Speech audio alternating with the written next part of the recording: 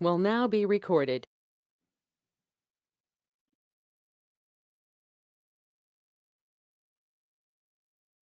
Well, welcome to the June 21st meeting of the Wallingford Zoning Board of Appeals. I'd like to start the meeting by saying the Pledge of Allegiance.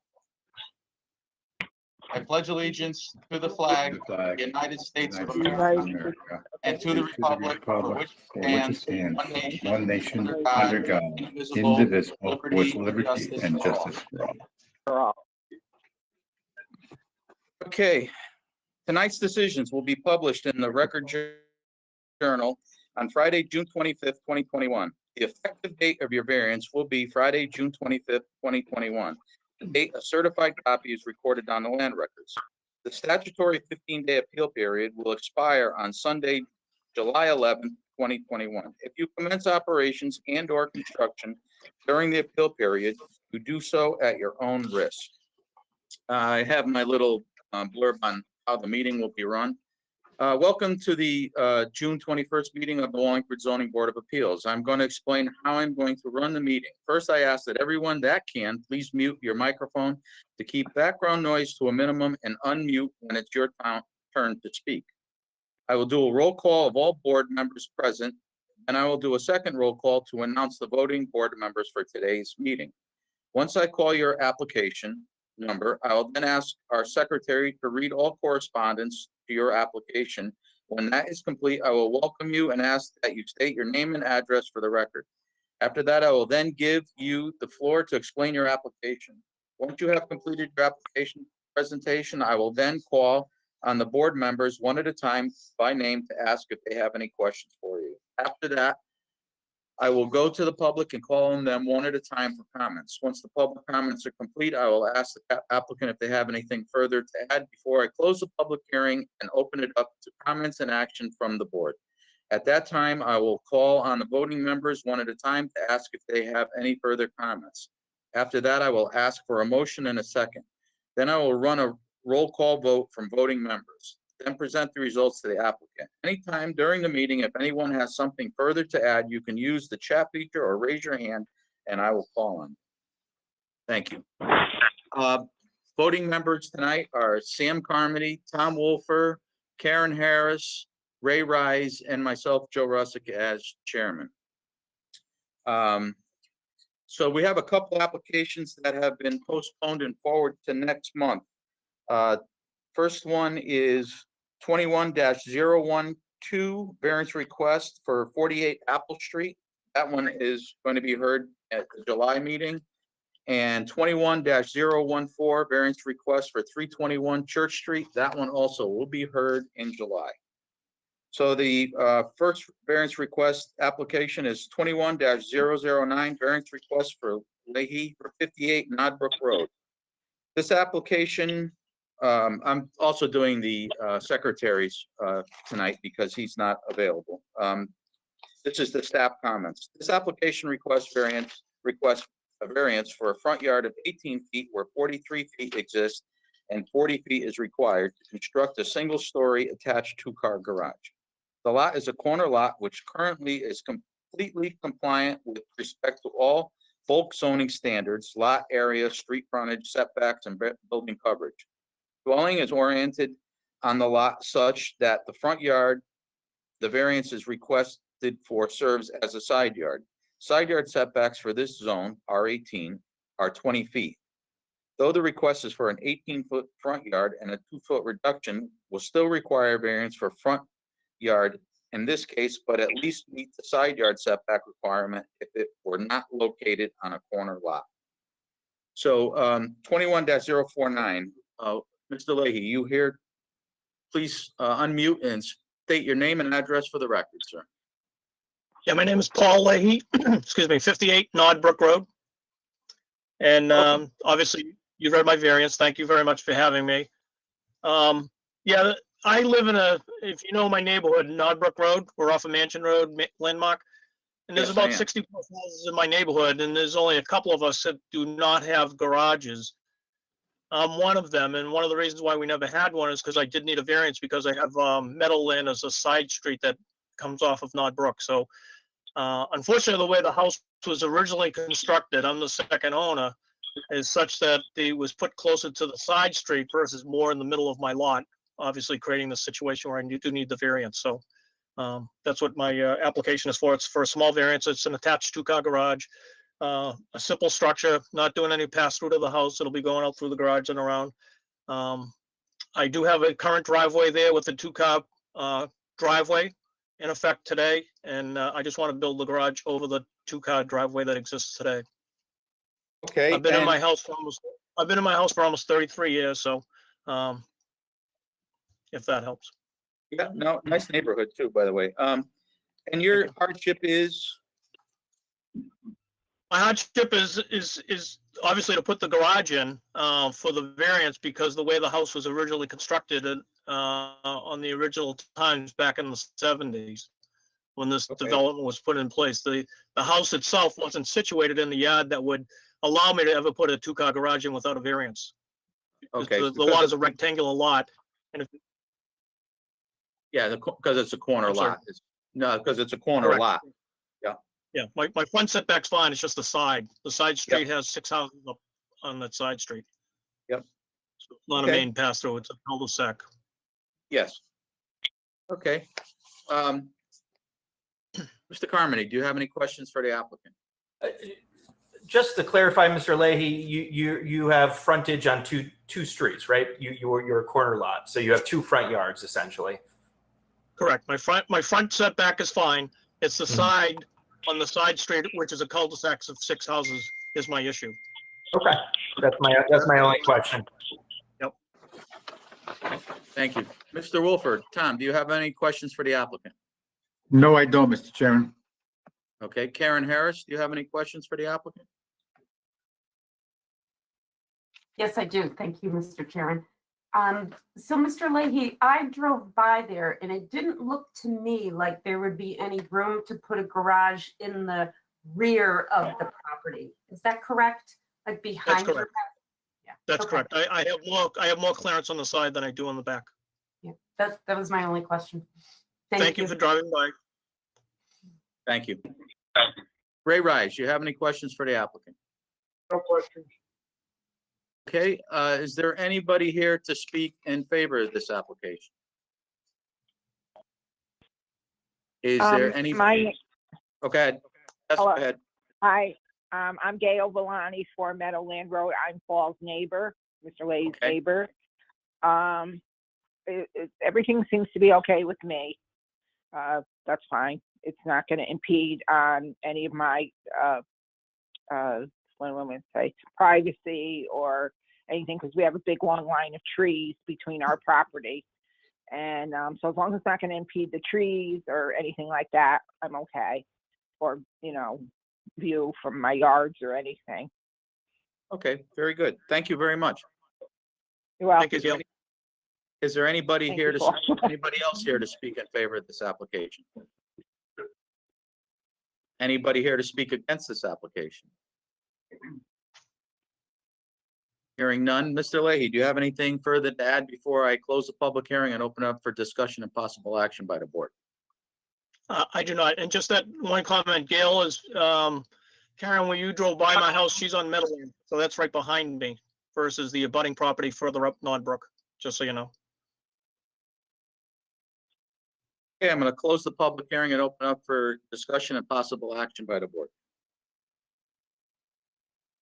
Hey, Mr. Chairman, I'll make a motion on a variance request for front yard setback of 18 feet to construct an attached 23 by 26 garage as showing on location improvement survey property of Paul G. and Rosemary E. Leahy dated 4/26/2021 and plans rendering received 5/11/2021. So moved. Second, Got a motion and a second. Motion to approve. Sam Carmody, yes to approve. Tom Wolford, Yes, to approve. Karen Harris, Yes, to approve. Ray Rise, Yes to approve. and I vote yes. Mr. Leahy, your variance has been approved. Thank you very much. I appreciate it.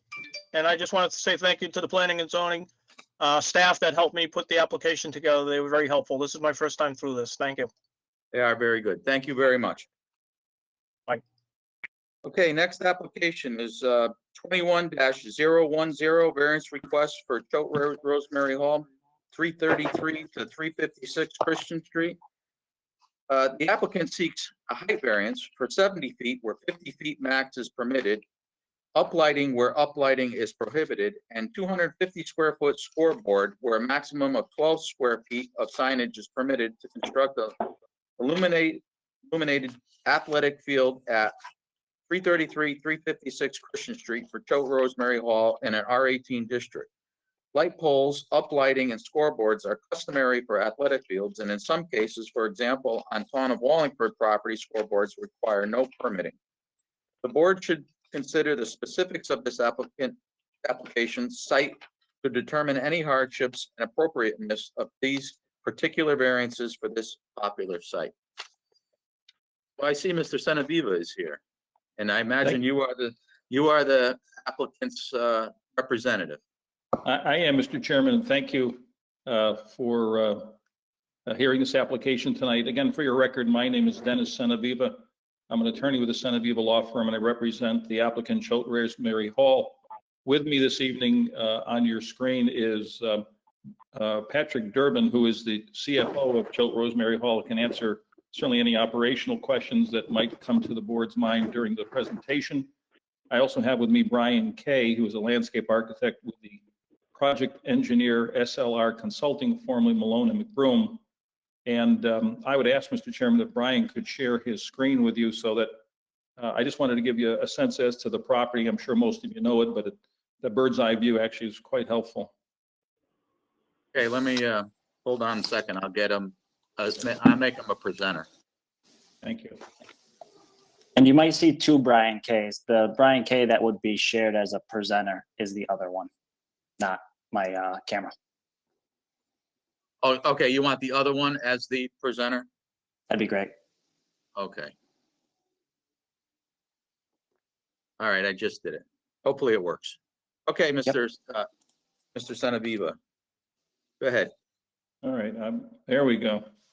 So the property is an undeveloped piece of land, as the application points out. It is primarily designated as 356 Christian Street. There was formerly a house there that was raised several years ago or some time ago. It is 5.61 acres in size. It is located in the midst of other Choate properties. There are no private legal abutters. You'll note from our application that we note that Choate itself is its own abutter on all the sides of this property, other than the town of Wallingford, and that's only from the perspective of the fact that it owns the roads, but not in terms of other parcels that are developed by the town. So I think that's important to note, and that's why I think this bird's eye view of the location map is important and helpful for the board. So what's our request? As your application points out, the applicant proposes to develop the site with a new athletic field, primarily for use football, but for other sports also. To develop the site appropriately, the field will require 4 light poles. Maybe, Brian, we can go to the next. There we go. I think there's one more that shows actually just the location of the poles. So to develop the site, it does require, again, 4 light poles. They are at a height of 70 feet, and that's to safely illuminate the field. The regulations cap the height for a spire at 50 feet, or a typical light pole, I think, at 30 feet. Again, that's the reason we're here this evening. The lights on the light pole are not shielded, are cut off like you would find in a parking lot or a commercial lot. They are not those types of fixtures, but rather for athletic fields, they are uplighting to illuminate the field for nighttime activities. This lighting, again, is not permitted under the normal lighting parking regulations in your zone. The site proposes a scoreboard for this athletic field. It's a new field with your permission. Your regulations have some unusual provisions to that when I'll talk about during the hardship. It refers to a scoreboard as a sign rather than as a structure, which honestly was surprising when I went through it, but I think I understand now why. So those are the three requests before you. What are the hardships? The hardships for both lighting variances, both the height and the type of lighting, the uplighting, they arise from two common arguments, Mr. Chairman, members of the board. First and foremost, public safety for any athletes on the field requires that the lights be at a certain height in order to properly light the field. The non-cutoff lighting, for example, the uplighting is needed in order to provide a safe playing area.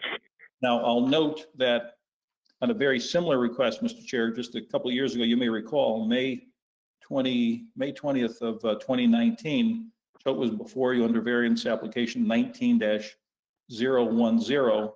This was for the soccer field reconstructed, I guess, on Christian and 55 North Elm, and they made the same request, the same light, and it was approved by this board. So this is a similar application. Again, there's nothing unusual or extraordinary about it as it relates to a football field or any athletic field. The 70-foot height is that which is required for the field itself. Now, interestingly, again, when you look at the purpose of lighting restrictions in your zoning regulations, it talks about the desire to remove unnecessary illumination of properties. That's in section 2.6A under purpose. And the purpose, of course, of that restriction is to make sure that we reduce any light trespass in any of our neighbors. And here, there are no private butters, no homes. Somebody, No business, there's no other property owners that abut this site. So that, Yeah. there is no unnecessary Mr. Genevieve, could you hold on a minute? We're getting feedback. There's something, there you go. Maybe that, try it again. Okay, so yeah, I There you could go. hear it all. Yeah, thank you. So, thank you. So again, the point is when you look at the purpose of putting the light restrictions, what is the purpose? Why do you have a maximum height? Because you don't want light trespass on abutting properties, particularly residential properties. And here, again, based on the location, and we saw that in our first slide, the location of the property is such that there is no light trespass on any residential. We have no residential abutters. There is no unnecessary illumination. It's only the illumination needed actually for the athletic field. So there's very little spillover, even though it's up lighting, but it is not granted the typical cutoff lighting that you would see in a parking lot in a commercial venture. Again, this is much different. And this board saw fit, based on, I think, on a public safety argument, to grant the variance of a similar nature back in 2019. With regard to the scoreboard, so the scoreboard's kind of interesting. And I first was looking at your regulations. I was trying to find if they had any reference to scoreboard, and of course I find it in the sign section. I think I was a bit surprised only in the sense that I viewed it more as a structure than a sign, but it's in your sign regulations, and it's in your sign regulations under the section where no permit is required if someone wants to, if the town wants to construct a scoreboard on town-owned property. So, and that makes sense. Why would you want to have any limitations at a high school or middle school if they wanted to have a scoreboard? And so that's the regulation, but the regulation does not go on to prohibit scoreboards in other locations.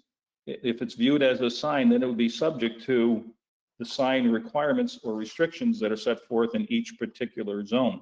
So here, in this R18 zone, it would require that the scoreboard could be no greater than 12 square feet. And that kind of, I mean, at first blush, it sounds nonsensical. Why would you permit a scoreboard? Why would anyone build a scoreboard that was 12 square feet? And I think that as I read other regulations of a similar nature in other towns and frankly other states, I think the concern was that if there was advertising signage on scoreboards, that most of the municipalities wanted to keep a cap on that sort of signage. They didn't want to have a proliferation of advertising, almost billboard-like spaces up and down a scoreboard, again, which you see in different locations, certainly in major league parks. But here, again, the scoreboard as presented on our application, you'll notice is again simply a scoreboard design, and there it is. Brian's bringing it to you. It's designed to keep score, and so the size of the sign is really dictated by the size of the field. It would be typical sized scoreboard for this normal sized athletic field. I did want to point out, I think there's scoreboards in some other non-municipally owned property in Wallingford. And from what I understand, one of the reasons that perhaps it didn't even have to come to the board for approval was that the town of Wallingford would have certain access to use the fields where these other scoreboards have been located. And when I spoke with Patrick Durbin from Choate, there would be occasions where Wallingford would be able to use this site for municipal functions. And so I wanted to point that out, Mr. Chairman, that in that respect, there will be times when the use of this facility will be by the town of Wallingford. Even though it's not Wallingford owned, it would be Wallingford used. Now, I wanted to also point out that the structure itself, the scoreboard, does comply with all other bulk requirements in your zoning. And that in a sense, it's in its location. Choate wanted to make certain that the location of the scoreboard on the site was left, and I think Brian's trying to show it to you here, it's left as far away from even the roadway system, he's circling it for you, so that it is in the most distant location on the site that it can be even from a public road, so that we're trying to make certain that this is not the sort of sign that you would normally find in a residential zone. It's not a for sale sign. It's not advertising any kind of home occupation. If this is a sign, a unique type of sign, again, it's only designed to be used with an athletic field that gets approved by planning and zoning, also in a location that puts it at no visibility for residential users in the area. So again, we've located, I think, in an effort to be a good neighbor, we've located the field, the poles, the lighting, and the scoreboard as proposed in locations that will not have any deleterious impact on the neighborhood. So we're hoping that, based upon our arguments, based upon the fact that this would be a significant development of this unused site, a real benefit for Choate and for the community, we're hoping that we would get your approval. Thank you, Mr. Chairman. Thank you. Thank you for the presentation. So I have just as far as the scoreboard goes, I'm just gonna, I don't have a problem with the scoreboard. I understand your problem in getting around the town regulation. I went to a couple of the parks in town that have scoreboards with our athletic fields, and this is nothing out of the ordinary, that or a school, either of our high schools. So the scoreboard to me is okay. My only questions, and I was on ZBA when we approved the lighting for the fields, I believe was across the street. I think they were soccer fields or something that we approved a couple years ago. And these are going to be the same height as what we approved previously, I believe, correct? Yeah, exactly, Mr. Chairman. Yep, 70 feet. Okay, so my only question is, and it might not be for us, but I'm going to bring it up anyways, because I know you have to go to planning and zoning. My only concern with this application with these light poles is heading west on Christian Street at nighttime, coming up, there's a low spot where there's a bridge, and then you're coming up towards Old Durham Road. I'm just concerned with the possible glare when these lights are on at nighttime. That's my only concern. Mr. Chairman, I'm going to defer that to Brian, who's with the engineering firm that's representing us on this matter, and I think may have another visual I saw, Brian, that actually shows how there isn't much spill even with the uplighting. Yes, that's correct. So the technology in these, sport field lights have gotten pretty focused for that exact reason. When it comes to planning and zoning, that's kind of always the criticism of it. I just have a couple images here of similar example. I'm worried about that. And you can see that the spill of the lights really never escape the field. It's been pretty focused on the field of play. And, we even run into the issue where even sometimes the adjacent bleachers actually get dark because it's so focused on the field of play. It's a valid concern, but I think the technology has really improved over time. And we haven't seen the spill issue. Okay, I know lights have come a long way and it just, like I said, it was my one question, my one concern about it. Other than that, I understand the reason for the height is to get the light done on the field. And, but that is my only question. Yep, no problem. Let me see if anybody else has any questions. Sam Carmody, do you have any questions for the applicant?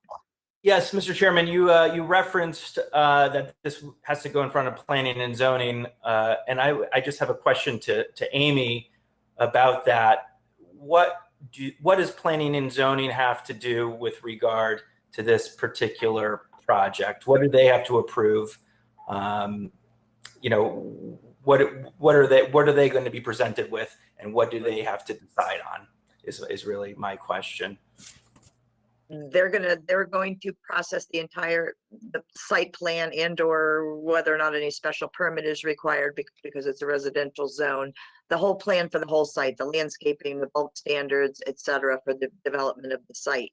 They can't include anything that's beyond our regulations when they move forward with the Planning and Zoning Commission. They need your approval if you choose to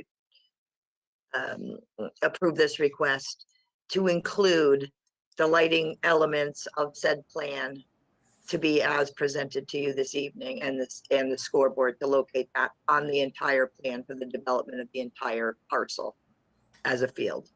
Okay, and just so for the record, and this I think will be brought up at the Planning and Zoning Commission meeting. I do think that there are residential areas just a few hundreds of feet away: Sunrise Circle, East Main Street, the Farm Hill area, Old Durham Road, and I don't see any issue with the lighting. I think, and it's been brought up already, that lighting technology has improved greatly over the years and is really focused on the field. And I certainly have no problem with the scoreboard. My concern would be more with sound in late at night in the neighborhoods. Obviously, games will be played into the evening if you're looking to light up the field, and I would just hope that the residents that are nearby are taken into consideration, and I hope the Planning and Zoning Commission will look into that. Mr. Carmody, just to assuage some of those concerns, those are some of the elements that will be taken up when the application proceeds on to Planning and Zoning.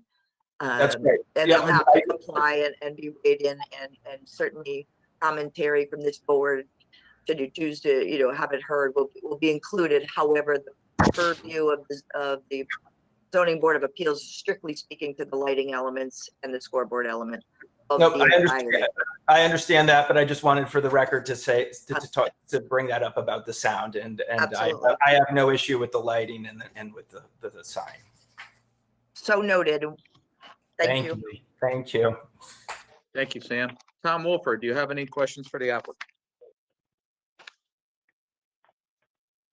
No, Mr. Chairman, my thoughts were the same as yours about the scoreboard, and I do concur with you about the size, and I don't have any problem with it as well, too. And I echo my colleagues, Mr. Carmody, in terms of the neighborhood, and I think that the planning and zoning, as astute as they are with all applications, will take that into consideration and chose to give the best deal on it. Thank you.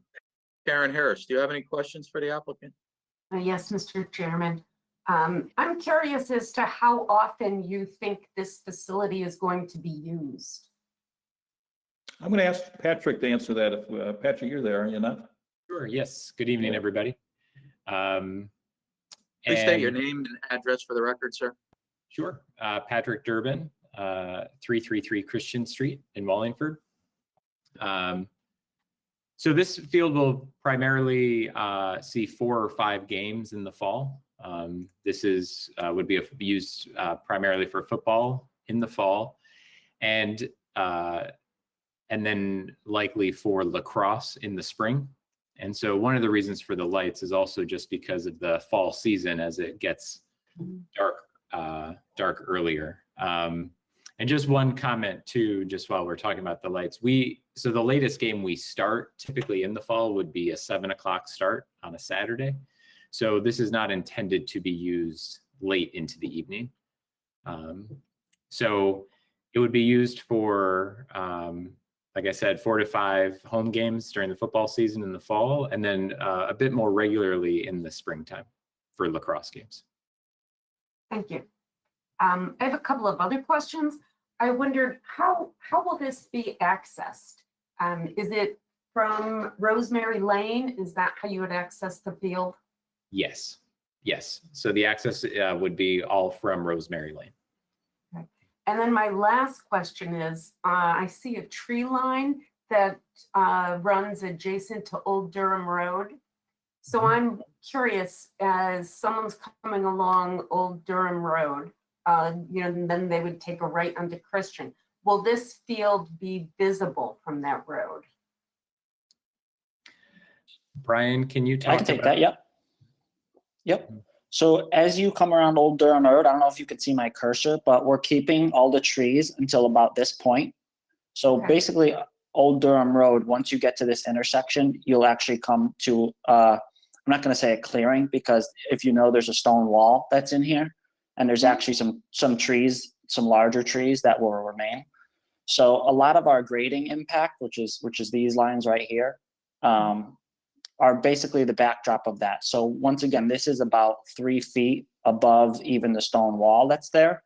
So you'll have a glance when you're working on passing on Christian, but in terms of viewing past Old Durham Road and past this corner, I would say it would be hard to see through, a couple layers of trees. Yep, I travel up that road quite frequently. Yep. Is there not a couple of residences on Old Durham Road opposite side of the street? So I guess it would be on the eastern side. I think they're owned by Choate. I think there's a yellow house there. That is correct. So There's one house on Old Durham Road, and it is owned by Choate. Yeah, okay. That answers all my questions. Thank you. Thank you. Ray Rice, do you have any questions for the applicant? I did, but I don't anymore because Mr. Durbin answered a question about the time the lights are going to be on. My concern was how long they were going to be on into the night. So that's been answered. I'm happy. Thank you, Ray. Is there anybody here to speak in favor of this application? Anybody here speak against this application? Hearing none. Mr. Senaviva, do you have anything further you'd like to add before I close the public hearing? No, I think, hopefully we've answered your questions, Mr. Chair, and those of the board members. Again, there is that opportunity, as Amy points out, to go to P&Z, all those issues which we're very cognizant of needing to respond to will be addressed there. We're just interested, obviously, this evening in getting approval for the type of lighting, the height of the lighting, and this unique scoreboard structure, unique to your regulation. But thank you. Thank you. Thank you for the presentation. Do appreciate that. Okay, I'm going to close the public hearing, open it up for discussion and possible action by the board. Mr. Chairman, make a motion to approve a variance request for structure height of 70 feet to erect 4 light poles at athletic fields as per Choate Rosemary Fall Athletic Field. Athletic field lighting dated May 14th, 2021. Second. Okay, I got a motion to approve. Sam Carmody, Yes to approve. Tom Wolfer, Yes to approve. Aaron Harris, Yes to approve. Ray Rise, Yes to approve.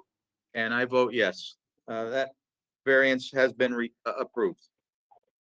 Okay, make a motion for variance request to permit uplighting to erect 4 light poles at the athletic fields as per Rosemary Hall Athletic Field Variance Plan.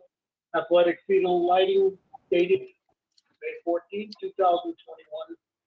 So moved. Second. Got a motion and a second. Motion to approve. Sam Carmody, Yes to approve. Tom Wolford, Yes to approve. Aaron Harris, Yes to approve. Ray Rise, Yes to approve. and I vote yes. The variance has been approved. Make a motion for a variance request to permit 25 feet by 10 feet of signage to erect scoreboard at left field as per Rosemary Hall Athletic Field Variance Plan. Athletic field lighting dated May 14, 2021. So moved. Second. I got a motion to approve. Sam Carmody, Yes to approve. Tom Wolford, Yes to approve. Aaron Harris, Yes to approve. Ray Rise, Yes to approve. and I vote yes. You guys are all set. All 3 variances have been approved. Thank you, Mr. Chairman. Thank you, members of the board.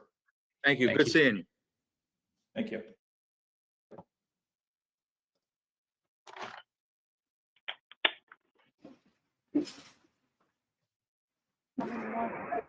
Okay.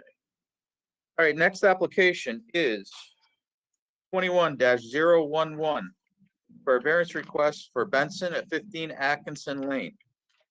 The applicant seeks a side yard of 11.2 feet where 10.4 feet exists and 12 feet is required to construct a single-story plus or minus 495 square foot addition to the rear of the dwelling.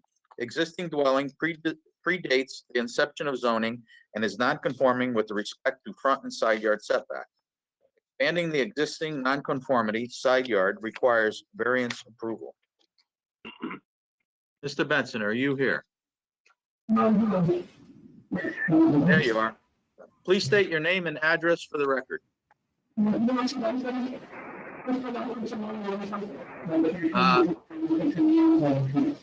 Yeah, we can barely hear you. Could you like get closer or?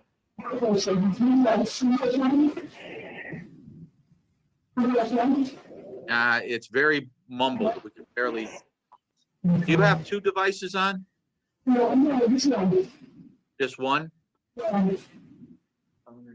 Yeah, is there something else on there that's, it's very.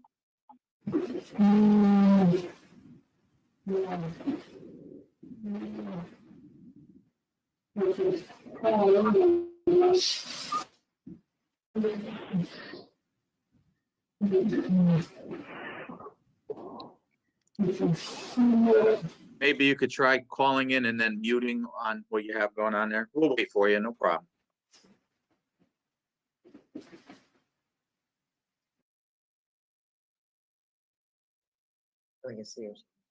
Yeah.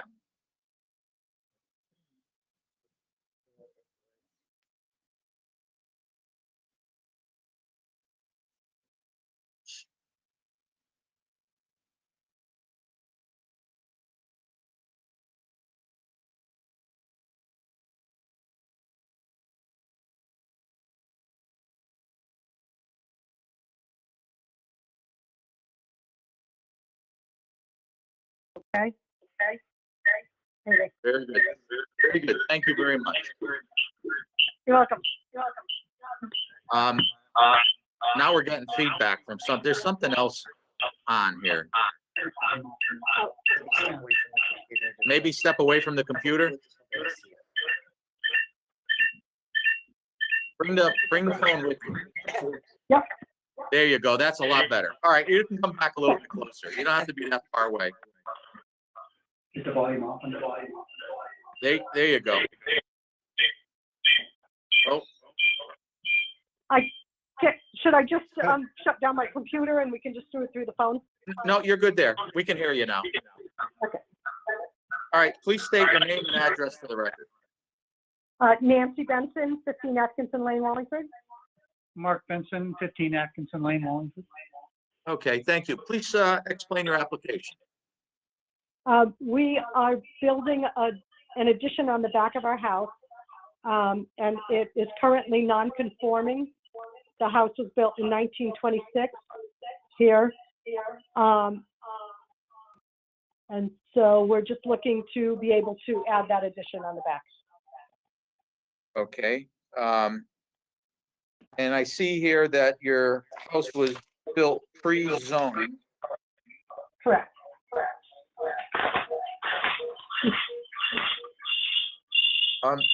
Is your TV, whatever you're going through, is there a volume on or something that's coming through? Because we're getting feedback. Nothing's on. Nothing's on? No. Well, I'm just going to shut down from the computer and we'll just go through the phone. Okay, we'll try that. Okay. Yeah, we'll just do it audio. Okay, there we are. You there? Yep, that's good. Sorry about that. Oh, that's okay, my fault.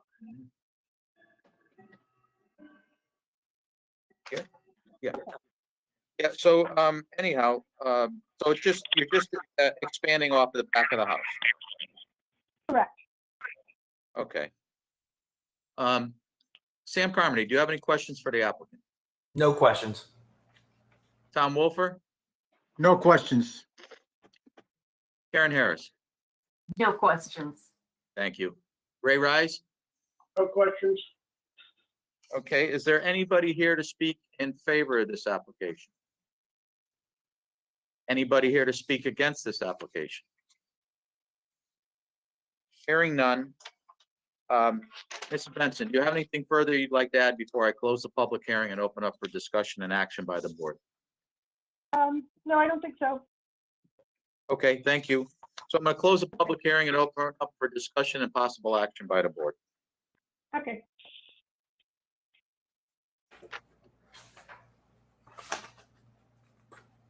What did Rick Booth want? What did Rick Booth want? Make a motion to approve,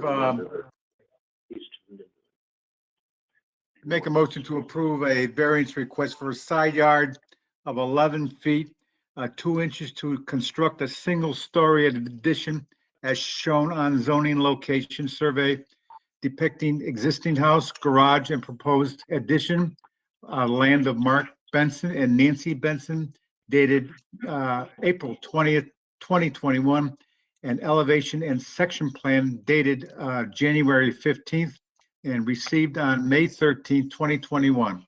So moved. Second. I got a motion and a second. Motion to approve. Sam Carmody, Yes to approve. Tom Wolfer, Yes to approve. Karen Harris, Yes to approve. Ray Rise, Yes to approve.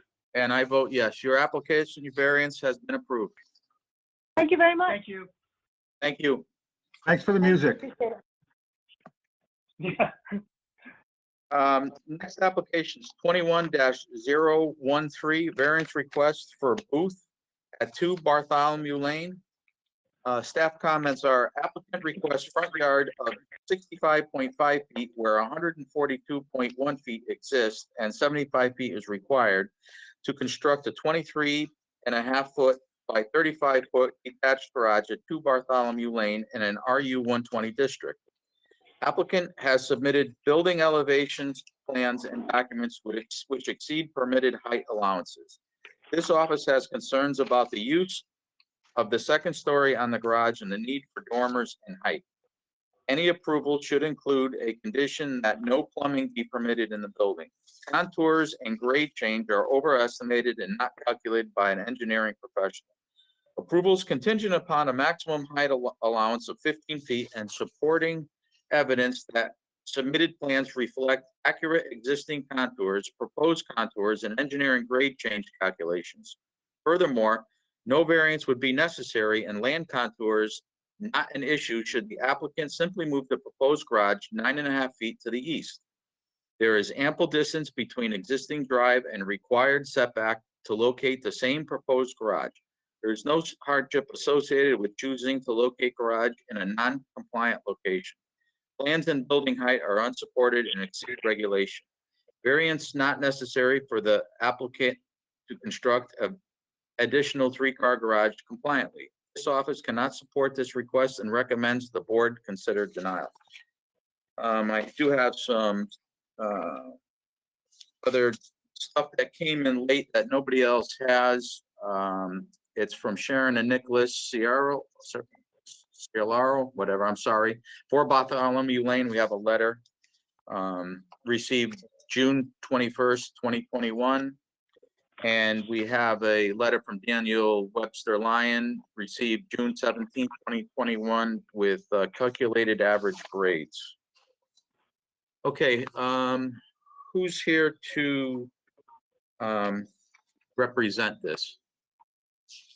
Well, I'm Frederick Booth, and this is Kristen Booth, and we also being represented by Daniel Lyon, who's also here. There he is. Okay, so who's going to be doing the presentation? Well, I think I should probably go first as the homeowner, so I could give you a background of the home and what we've done over since we've purchased it, and a little bit, maybe you'll get some color on what we're looking to do.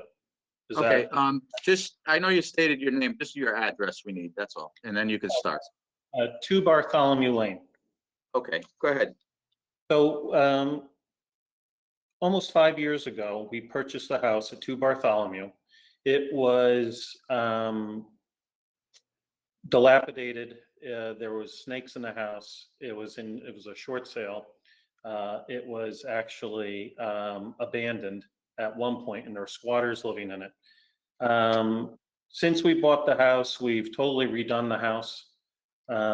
We cleared the land, which is now approximately 4 acres. We live on the corner of North Branford Road and Bartholomew Lane, where the front of the house is Bartholomew, where technically North Branford would be almost our side yard.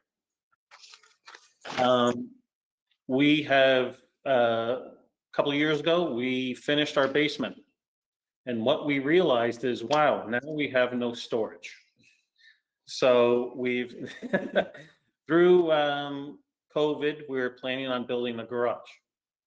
Hence, we're looking to put a garage directly across from our existing garage for storage, and also it's a 3-car garage. It should be noted that, and I noticed there are some concerns that you mentioned regarding the second level. It would be cruel to actually put someone up on the second level, as there's no plumbing, the ceilings are very short, and there'll be no air conditioning. It'll be simply used as storage for belongings. It also, the question regarding the dormers and the size, our home is fairly large. If anyone drove by, it's a fairly large home. And what we wanted to do is match the style of the garage with the style of the house. So it would not look something like it was a bolt-on industrial garage or small commercial garage, where it accentuate the value of the home and also stay true to the neighborhood, where it's not something that's going to detract from anyone else's property values. The question is regarding, could it be placed elsewhere? There used to be a half circle driveway in the front of the house. That was actually removed years ago. That was a old gravel driveway, which had nothing there. That side of the home, looking at the survey, it would not really even be a functional garage. It would not accentuate anything to the house. It would almost look like, as I said, something like in, Frankenstein's, it'd be look chopped up. If we placed it at the end of the driveway, we'd be getting very close to our septic system, which then that would have to most likely be ripped up. And there are probably some easements regarding septic. All we're looking to do is, we're probably infringing, and Dan will know more now, since I think there was some recalculations on how far we're looking to go into the 75 feet allowed. But again, we are, we're willing to, put money into the home and get the value of the house to stay consistent and also accentuate the values for our neighbors. Okay, thank you. Does Mr. Lyons want to do a presentation before I get to my questions? Hi, can you hear me? I can. I don't seem to have my TV or whatever it is working, but I just want to say. Mr. Lyons, could you please state your name and address for the record, sir? Yeah, my name is Daniel Lyon. My office and home is at 4 Simpson Avenue in Wallingford. I'm an architect. And I just wanted to clarify the grades. The grades that were submitted on June 15 were shot with a level, and the new grades and contour lines will be added to the site plan. And the only thing I would add is I hope that the board sees fit to approve this reasonable request. It's a small 9.5-foot front yard reduction, leaving 65.5 feet where 75 are required. The proposal conforms in all other areas: height, square footage, other setbacks, coverage. A garage with loft area with minimum headroom, which goes all the way down to 3'8" on the sides, and it's for storage only in an attractive building that's in keeping with the house. That's what I'd like to say and have said. Okay, thank you. Well, I have a couple of issues with, and by the way, beautiful home and nice neighborhood, but I was up there, I took a ride by and I looked at what you're proposing to do. And quite frankly, I'm having a hard time understanding why you're here and asking for something when I don't see actually a hardship. From the figures I'm seeing here, if I'm reading them right, how many feet would be between the garage, the existing garage, and the new garage proposed? 53 feet. Okay, so subtracting 9 feet from that, or 9.5 feet from that, would still be in the 40-foot range, which in what I believe is plenty of room to back a car out, do a K-turn, the whole bit. So again, I'm having a hard time understanding the hardship. The fact is that there are some utilities that are in the ground right in front of the proposed garage, and putting it back where we've got it means that those things can remain and not be unearthed and disrupted. So that's chiefly why we're doing it that way. Now, I hear you. The 53 feet is perhaps more than we need, but if we could keep it there, we could avoid unearthing piping and electrical that are in the front of the proposed garage. Right, but I understand all that, but unfortunately, that does not create a hardship because that can all be moved. The electric can be moved if need be, and moving it over 9 feet, you might not even be close to that for that electric underground. I know, Rick, are you familiar with that? I am familiar that there's electric and irrigation going through that area. In fact, if we did move it 9 feet, I believe 3 feet would actually cut into our driveway. But again, that still leaves you 40 feet of space between the two buildings, which I have a garage where I have a lot less pulling in and out of. I'm only at like 21 feet and I still have enough room. Again, I'm having a hard time understanding the hardship on both counts, on the height and the proposed setback. Oh, okay. Just for the setback. I'm sorry. There is an existing driveway already there. So we would be tearing up the driveway to put in for 3 feet. And that's all we're asking for. And again, that's not a hardship. The hardship's part of the land, or, could be 2 side yards considered, or it's all part of the land. It's not have to do anything with having to put a new driveway in or moving your electric. Well, I understand where you're coming from. But if I'm not sure we can do the project there if we're going to end up tearing up a new driveway for 3 feet. I understand where you're coming from. It'd be something that we'd have to talk about. And I understand where you're coming from. I respect it. I think once you got all that construction material in there, We are on we're on a Yeah. corner lot. yeah, I know, but you still have, you have more than enough land there. An earlier application had, the guy was looking to put a garage in. He was on a corner lot, but that was the way it was built, and with the 2 setbacks, because you considered 2 side yards. Here you have enough property. You have plenty of property to move it over 9 feet and still have 40 feet in between the 2 buildings. Way plan. People do it with a lot less. I'll just say that. Okay. I understand that, but again, I'd hate to start changing the work that we've done in terms of improving the property, and then perhaps making it look, I don't want to say not perfectly designed, but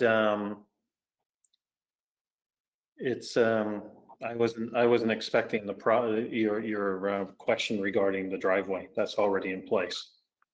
Yeah, unfortunately, that's not part of the hardship. Let me see if any of the other people have. Sam Carmody, do you have any questions for the applicant? Mr. Chairman, yeah, I have a couple questions. One was, there was a letter submitted to the board from a Chiarlo or a Carlo, and I was just curious what that letter said. Yeah, hold on one second. Let me just get it right here. Thanks. All right. It says RE the 21-013 variance request for booth front yard of 65.5 feet to 75 feet is required to construct a detached 23.5 by 35 foot garage at 2 Bartholomew Lane in an R11 district. We are writing in full support of this variance request by Frederick and Kristen Booth to construct a detached garage at 2 Bartholomew Lane. All of the Bartholomew property lots are large. Thus, this request for a variance of approximately 10 feet is minor and has no negative impact. Thank you, Mr. Chairman. And I just wanted to, really for staff, for Amy, to ask if the questions regarding the grade level and the plumbing on the 2nd floor have been addressed by the applicant. As presented, there is no request for a height variance. So should this be taller than 15 feet?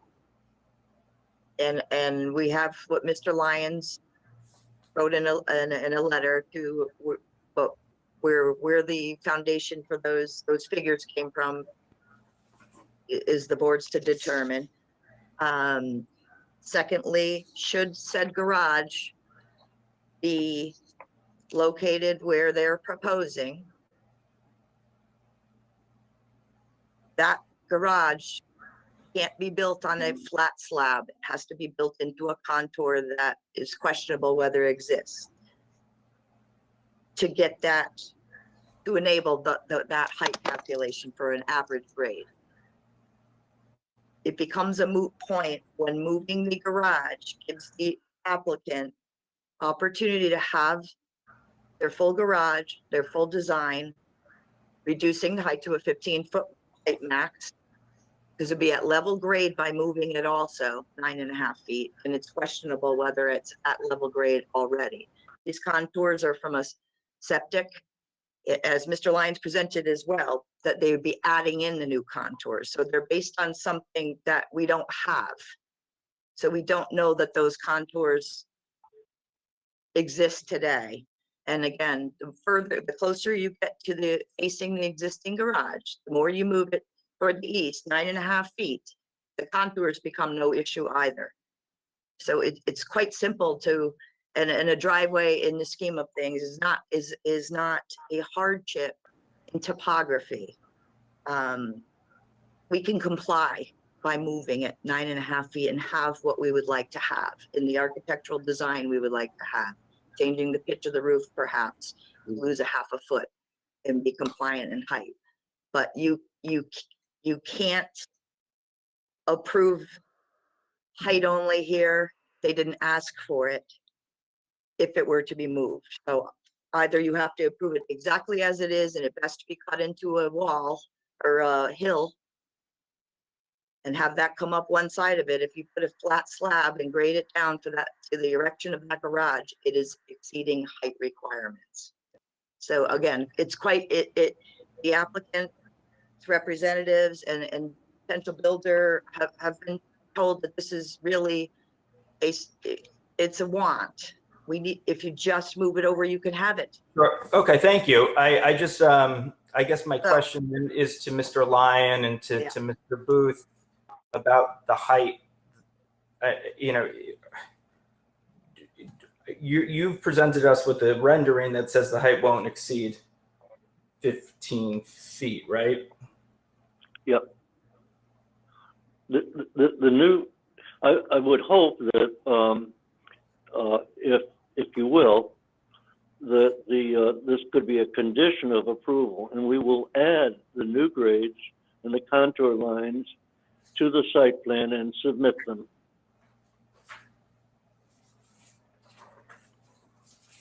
And then just for my clarity, again, the request is for less than 10 feet, right? For the variance, the required feet, the required setback is 75 feet, and you're proposing 65.5 feet. That's correct.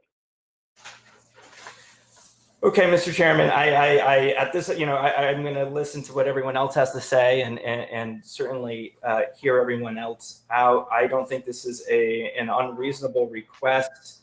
And at this point, I think I will be supporting this application. Okay, thank you, Sam. Tom Wolford, do you have any questions for the applicant?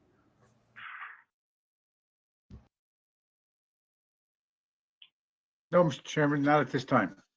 Thank you. Karen Harris, do you have any questions for the applicant? Yes, Mr. Chairman. My question is, if you made the structure a little bit smaller, say if you did an oversized 2-car garage, would you still need the variance? Or if you Probably not.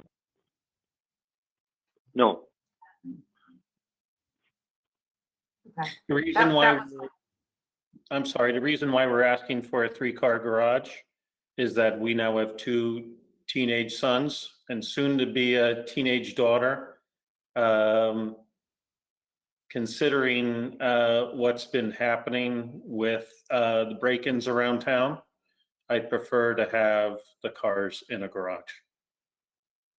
Plus, we need some extra storage for lawnmowers and snow blowers and things like that. Yeah. Do you currently have a 3-car garage there? Yes. Correct. I just wondered if an oversized 2-car garage could get 2 cars in, you could have some additional, you know, area there to put a lawnmower or whatever, and if that would solve the problem where you then wouldn't need a variance, and you could put it where you wanted if you made the footprint smaller. That was the purpose of my question. Mm-hmm.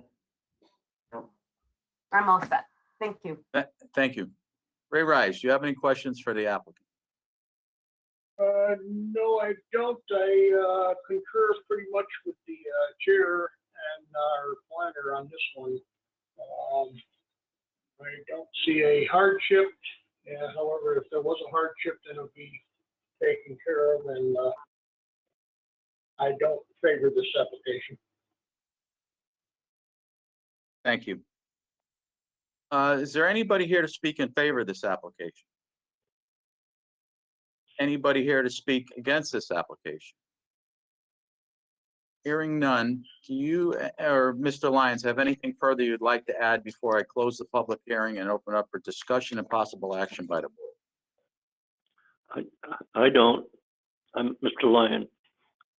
Okay, Mr. Booth, do you have anything further you'd like to add? No, I would just like to say I'd like to continue to enhance the value of the property, also enhance the neighborhood. Obviously, the town does think the property has been enhanced in value as the taxes have nearly doubled since I moved in 5 years ago. So on that note, I do appreciate your time and your questions. Thank you. Mr. Chairman, I just have one more question if I could before we close the public hearing. Go ahead. Just to follow up on Ms. Harris's point, if the garage was constructed as a two-car garage, the answer was that it would be within the bounds of the zoning regulations. Is that that was my understanding? Yes, but also, Sam, if they moved it 9 feet closer to their house, which would still give them 40+ feet between the two buildings, they could have what they're asking for. That's the point. I guess to my point, and I think the applicant can see where people stand if they wanted to take a step back and maybe reassess what they want to do, and come back again. We might be able to work with them. That's really all I have to say. That valid point. Thank you very much. Okay, I'm going to close the public hearing and open up for discussion and possible action by the board.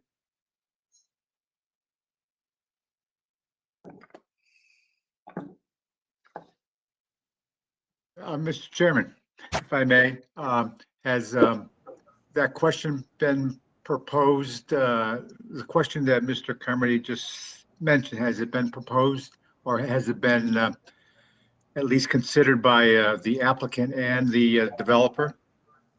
Well, they'd have to come up with a new plan and reapply to do that, Tom. Okay. Thank you. Karen, looks like you have a question. But if they, yeah, you do. Thank you, Mr. Chairman. But if they were either to scale it back or to move it, then they wouldn't need a variance and they wouldn't need to come back to us. Is that correct? Correct. That is correct. If they moved it 9 feet or they come with a smaller plan, they wouldn't need to be here.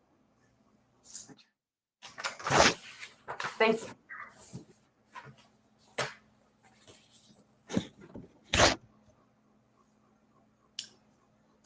Mr. Chairman, go ahead.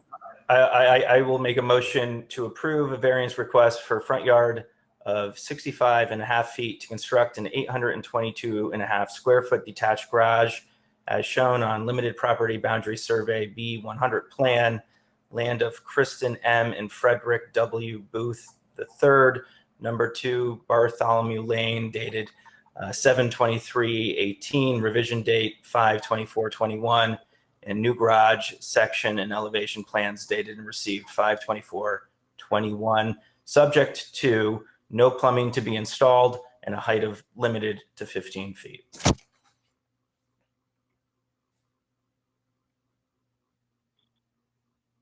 Second. I got a motion to approve in a second. Sam Carmody. Yes to approve. Tom Wolfer. No to approve. Karen Harris. A no to approve. Ray Rise. No to approve. And I vote no. Your application has been denied.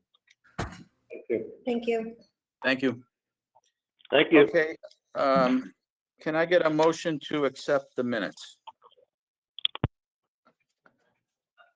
Make a motion to accept the minute, make a motion to accept the minutes for Monday, May 17th, 2021 Wallingford Zoning Board of Appeals minutes. So moved. I got a motion and a second. All in favor? Aye. All right. Just a quick, next month, remember we carried over 2 applications from this month, so keep your paperwork. I believe there's 2 for next month, Amy? 3 and 2 carried over. 3 and 2, so we have 5 for next month also. And if I can And Amy wants to cut in on my time. cut it on the action. Just, and we'll let the chairman poll you all if you will. But it appears live in July, provided 100% of the board is comfortable with such a decision. So I'll let him get back to me before I set up a virtual, and off we go. Back in the chambers, so if that works for all the board members, and there's a comfort level. I guess I do have a question. Is it possible for us to do a hybrid method where if a member of the public wasn't comfortable coming into the chambers, could they somehow do it virtually and some people be in the chambers physically? I don't know if they've set up such a mode yet in terms of other participants, applicants. It's strictly they're following CDC's recommendations that we're all under, where it's sort of, if you're vaccinated, you may, attend in person with no limitations and seating, et cetera. And that's the honor system in terms of not being vaccinated. Whether or not there's been consideration, it's certainly something to raise. I don't know whether it'll be in place for those that are not comfortable to be able to participate. I honestly don't have an answer for you. Okay. I would be curious. They do it live. There is a live broadcast, but that doesn't, it's a very valid and good point to give an option. I would be curious to know if there's a hybrid option available for the applicants if they feel uncomfortable coming to the council chambers. Sure, certainly. So we'll let the chair kind of poll you all in terms of direct me how to set up your meeting. So just to let you know that was the direction per current guidelines and the health director's guidelines to move in. But if anybody at all is uncomfortable regarding the board, we won't move in that direction. So that's all. Good night. Thank you. Hearing that, Sam, how do you feel? I'd like to see a hybrid. I'd like to see a hybrid method available for the members and for the members of the public, if that's possible. I don't know if that is or not. Okay. Unfortunately, we don't have an answer for that. So are you a yes or a no? Or, I mean, I'm just trying to get a feel for where we're going. That's all. For me personally, I'm fine going in, but I'm worried about others is my concern. Okay. I'm not, believe me, I'm okay with whatever we decide to do here as a group. I'd like to get back to meeting in the chambers. I think it's a lot better for everybody, a lot easier for some people who aren't technically can't get, just like what we had tonight with the one applicant who had the feedback and everything else. I just think meeting in person, we can get back to some normalcy. So I personally am excited about going back and seeing all you guys and sitting up there and having a normal meeting. That's a fair point. But it is a fair point. Oh, I agree. I listen, I'm not, again, if the technology's there, I'm all for it. I'm not against it.